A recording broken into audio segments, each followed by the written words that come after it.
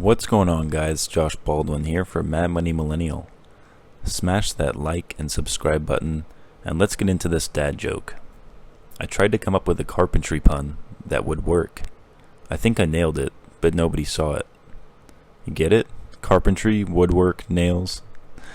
Alright, never mind. When you're done laughing, we can get into this video on the latest in news for folks on Social Security. Now, if you recall in my last video, I mentioned the 2020 Social Security Trustees Report, which predicts that trust fund reserves for Social Security will be depleted by the year 2035, which forces seniors to ask questions like, will Social Security run out? And for the optimists, what options do we have to prevent this? Or, when reserves run out, how can we secure alternative sources of income?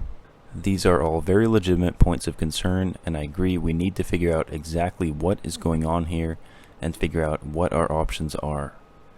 Now, before you worry too much, it has already been established that annual taxes are enough to cover about 80% of scheduled Social Security benefits each year after 2035. So we know even if no changes are made to address these trust fund shortfalls, we at least have a majority of our scheduled Social Security benefits covered. But even a 20% cut to benefits would be a big hit to seniors' pockets during retirement. In fact, according to the Social Security Administration, Social Security provides at least half of the income for 50% of elderly married couples and 70% of elderly single people. Now, although Social Security isn't expected to run out for 14 more years, several plans have already been raised to lawmakers to address the budget shortfall. Some of the options explored include things like raising the payroll tax rate, increasing the wages subject to Social Security taxes, raising the full retirement age, reducing the annual cost of living adjustments, and cutting benefits.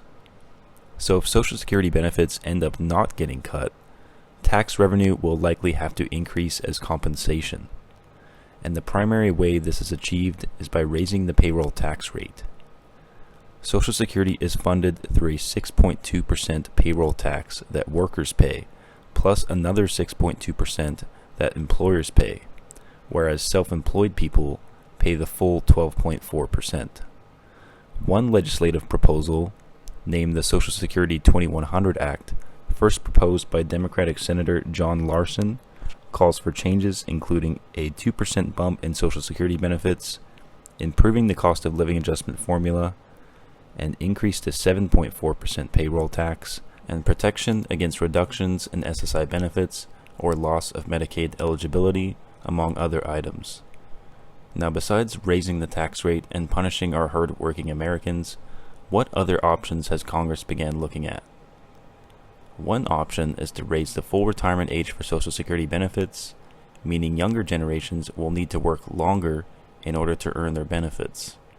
Currently, the age at which you can collect full retirement benefits ranges from 65 if you were born in 1937 or earlier, up to 67 if you were born in 1960 or later.